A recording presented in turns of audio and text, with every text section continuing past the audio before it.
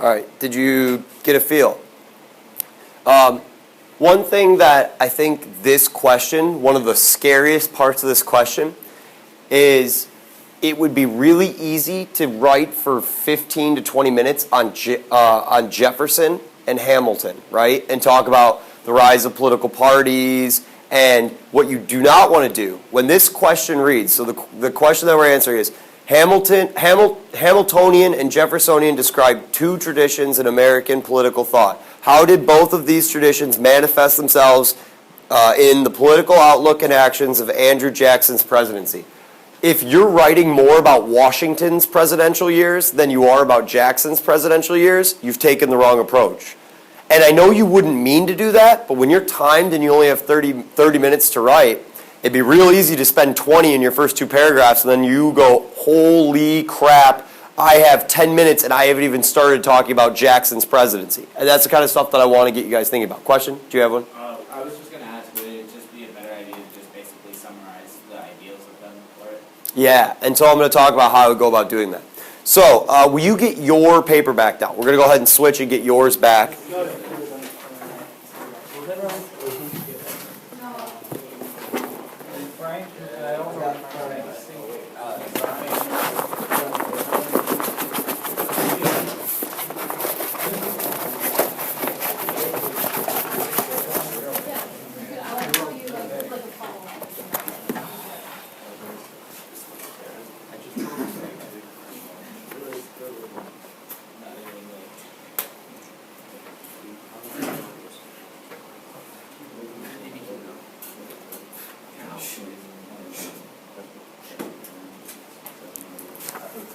All right, so if I was going about writing this, and before you write down, I'll give you time to write down. I just want you to kind of watch and we'll talk through it. If I was doing this, I would start with my intro in 1789, and I would say something about anywhere from 1 to 3 sentences there.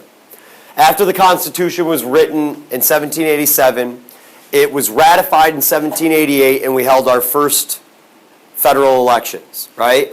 President Washington took office in 1789, and one of his first orders of business was to appoint the newly created cabinet positions. He appointed Alexander Hamilton as his Secretary of Treasury and Thomas Jefferson as Secretary of State. He regularly sought the advice of these two men. However, both Hamilton and Jefferson held very different views of the role of the government and also very different views of what America should be, America should look like, right? Hamilton favored a stronger government. He favored a larger army, more taxes, and a national bank. He also envisioned America to one day be a manufacturing and industrial power. Jefferson, on the other hand, favored a smaller central government, a smaller military, less taxes, and policies that would favor an agrarian society that was based on more individual, small-scale farming. See how I summarized their ideologies? I didn't get the whole Hamilton's financial plan. I didn't talk extensively about the Bank of the United States. I didn't get too much into it, but I tried to summarize it as much as I could in a couple sentences. Yeah? Would that be all background? That's background. Okay. Yeah. And so then I transition. I'm starting to transition now. So I got like I think that was about 3 sentences. And then I say, these competing beliefs caused the formation of the first political parties. The Federalists, and then I would put in parentheses Hamiltonians, and the Democratic Republicans, parentheses, Jeffersonians. And now I want to transition, right? These political parties and competing beliefs played out through the next several decades.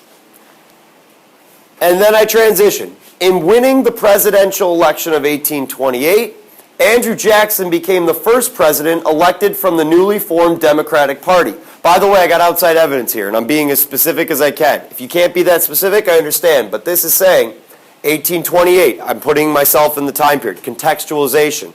Newly formed Democratic Party. That tells me that this is a new political party and new ideology. which generally embraced Jeffersonian ideals of smaller central government. That is telling the reader, I know that the Democrats were much different than the National Republicans and those people that tended to be in favor of a larger, more active government. And while some of Jackson's policies and actions fell in line with Jeffersonian beliefs, such as the bank war or his outlook on the Second Bank of the United States, right? He was against the Bank of the United States. That's the Bank of the United States we talked about is more of a Hamiltonian type policy, right? Others, like his actions during the nullification crisis, appeared much more Hamiltonian in nature. Now I've talked about how he embraced both things. I've given examples of two pieces of evidence that would fit into those categories, and I've said that Jackson's elected in 1828. Do you follow me so far?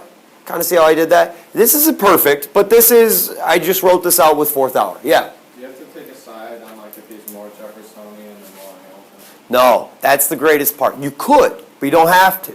Okay? If this said to what extent was he Hamiltonian, then you do want to a little bit more. But it doesn't. This says that these are two traditions in American political outlook. How did both traditions manifest themselves? As long as you're touching on both traditions, you're going to be good. And that's a great question. Any questions right now up to this point? Yeah?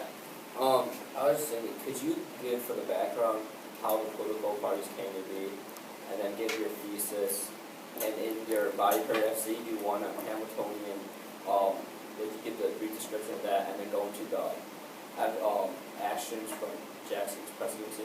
So, I'm going to show you a couple different ways, and I'm going to answer your question in just a second. The question is, how do I go about structuring the body paragraphs, and how much do I need to touch on about these in the intro? The one thing I'll say is, if you're answering this question well... Teachers and students, please excuse this interruption. At this time, can we have all freshmen quietly report to the cafeteria? Just the freshmen to the cafeteria. Thank you. Should we throw paper at them in the hallway as they're going down? Yeah, please. Hold on. They're already on their way to the ice cream thing. I know.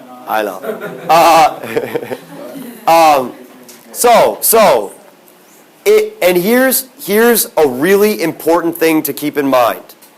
If you're answering this question well, as you talk about events that happen under Jackson as president, so as I talk about the bank war, as I talk about the nullification crisis, as I talk about whatever it may be, you should be explaining how it relates back to these original people and their ideologies. So you don't have to give me 5 to 6 sentences about Hamilton supported the First National Bank of the United States, and he tried to pass this through Congress. And in doing so, this represents a big... Because you're going to talk about the Second Bank of the United States was another issue that Jackson had to deal with during his presidency. And you're going to give some background information as you write that body paragraph. And that's something that will work out throughout the year, how much you give. Now, I'm going to show you a couple different ways of how I might go about writing this. For me, my first body paragraph is going to not be on a policy of Jackson. You could, but one of the things that Jackson, right, or one of the ways, let me say it that way, one of the ways that Jackson embraces or embodies Jeffersonian ideals, I think is in how he is campaigning in the election of 1828. Where's he drawing votes from? South, West, right? Those tend to be states that are based or centered on what type of industry? Agriculture, right? Farming. And that's very Jeffersonian. He also is campaigning, right, as the champion of the common man, is he not? He's trying to get votes from middle and lower class Americans. That's very Jeffersonian in nature and how he views himself. You could also, this is a perfect time to talk about how in this time period, new state laws were going into effect that did what? Can someone raise your hand and tell me what were these new state laws doing and how do they relate to this whole how Jefferson was elected and who he's campaigning to? Yeah. The slave laws? It's not anything to do with slavery. There's not anything to do with slavery. It's a good guess. But what's going on? I think we talked about this the other day. I hope we did at least. Has to do with voting and who can vote. What do you think, Ryan? Maybe not, but is this like the Alien and Sedition? No, it doesn't have to do with the Alien and Sedition Acts, although I do want to talk about that, so don't let me forget about that.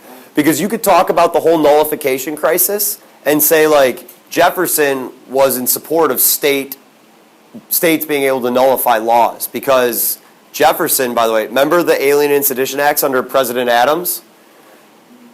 I don't know if you remember the Virginia and Kentucky resolutions, which nullified those laws. Who wrote one of those? Madison and Jefferson. Those guys were proponents of state nullification, so you can talk about that. But yeah. Did it have to do with like the white, in order to vote, you have to be white and landowning, that went just to white male? Yeah, this is talking, and what I'm talking about with the voting is from 1800 to 1830, building up to this time period, states in general were easing restrictions on who could vote. They were opening up the ballot to more people.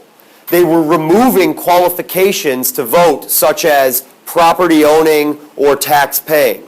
We were working towards more universal white male suffrage. Not all states had done this, but as far as who could vote by the election of 1828, you have a lot more states allowing middle and lower class people who might not own property or might not pay taxes but are still able to vote, especially in states that are in the West. Those are some of the first states. Did I put that chart up for you guys and show you that map the other day? With all the different colors. Yeah, with the colors. And that's what I'm talking about. And that, by the way, if I start with the election, I'm going to say Jackson's campaign.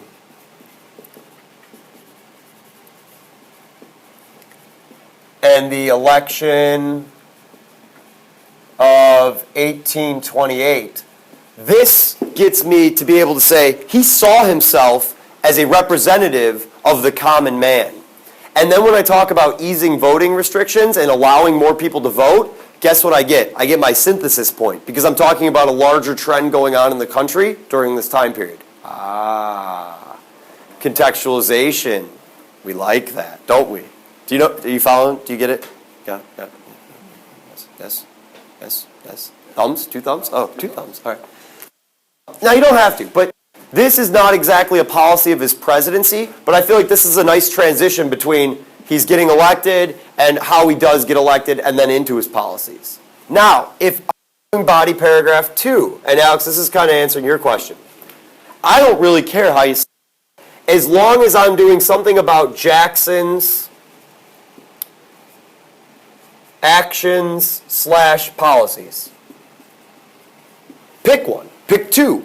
You could do Hamiltonian actions and policies. You could just do the bank war and do a whole paragraph on what happened with the second bank of the United States. You could do a whole thing on the nullification crisis and tariffs and the tariff of abominations.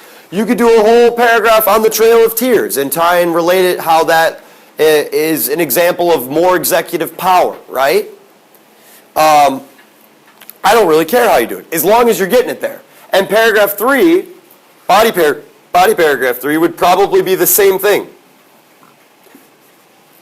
More of his actions and policies. Maybe you make that paragraph on the more Jeffersonian policies. And you could organize it like that. But if you're having trouble figuring out which ones were which, just pick a couple events and go through and just talk about them. So last hour was like, Mr. Epler, do we have to do this in a chronological fashion? Do I have to do it in the order it happened in his presidency? I don't think this question lends to that. You don't have to do that. If Jackson was a guy that started off his presidency as a hardcore Jeffersonian and ended his presidency as a hardcore Hamiltonian, if he had like a reversal, then chronology matters a little more. But Jackson's all over the place. He's a crazy you-know-what. So, I mean, you could kind of pick and choose, and you don't necessarily need the chronology for this question. Yeah? You have to, would you recommend going into like the thing saying, okay, I need 2 that are Jeffersonian, 2 that are Hamiltonian, or would you kind of just get like events and then label them as you go? That's a great question. Do I need even number of Jeffersonian and Hamiltonian, or can I just pick and choose? And this is really important. You do not You do not need balanced arguments. You don't need 2 and 2. You don't need 3 and 3. You can have 3 Hamiltonians and 1 Jeffersonian, and you can still get a 9. It's about how much evidence in total you have, and that's a really important point. It's not about I need 2 of each or I need 3 of each, and I know we like to do that. That feels nice and neat and fits like together, and like, I feel so balanced, and my inner Zen is, I don't know, whatever. Yeah. Feng Shui, my paper's got it, right? No, you don't need that. You don't. It's just, do you have a lot of evidence? And it could be all Hamiltonian and then just like 1 Jeffersonian thing. But you got to talk about both. If you only did 1, now you're in trouble. Because the question says, how did both of these things? So even if you're not sure and you only have Hamiltonian, find a way to talk about something Jeffersonian, because you're going to lose major points if you only do 1 and don't talk about both philosophies. Yeah? Would they much rather have you go in-depth, like the description of like 1 example, or like do it 4 different brief descriptions? The question is it better to do 1 in length and very, very in depth, or 4 more superficial? I would say less and quality is better than more and superficial. But it really depends on how much you know. You know what I mean? Like, you got to let your knowledge dictate that. And I don't know what the best answer to tell you is. There's probably not a clear-cut answer. But you got to let yourself know, what do I know best? You know what? I really remember Mr. Epler hammering home that whole bank issue. And I know a ton about it. Go ahead, start there. Write as much as you can, right? But don't just end on 1, right? So you got to then figure it out. It's a good question, but you got to. That's where I leave it to you to make that executive decision. And I could tell you what I think is, an ideal world, what you would do, but I don't know what's up in your not little but ginormous brains. Any other questions at all? So, I don't know if I'll have you write this. I might. You want to hang on to this piece of paper. I might have you write it at some point. But hopefully this will give you an idea of how I might go about tackling this question. And it's really what I wanted you to think about is, what is the main thing? It's so easy in this question to see the first 2. By the way, the first 2 key terms that jump off the page are, aren't they? Hamiltonian and Jeffersonian. They do. They just jump off the page. And if you're not careful, you will just write and write and write and write about those things. And really the question's asking, what happened in Jackson's presidency? That's the bulk. And so when I do this time period, if this is the time period from 1789 and this is to 1837, you should know. So watch, I'm about to do some real in-depth math for you. And this, how much you're writing. So down here you're writing a ton.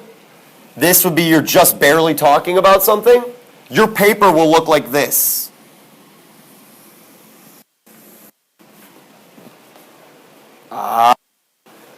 Background, paragraph. If your paper looks like this, you're in trouble. This is a paper in which a ton about Washington, the formation of political parties. You're talking about the corrupt bargain. You're talking about national Republicans. And then all of a sudden you're like, holy crap, I have 10 minutes left and I haven't even started Jackson's presidency. And you scramble to the end without a conclusion. Does that make sense? Is it? To anyone? Yeah. Do you get points for the conclusion, or is it just like?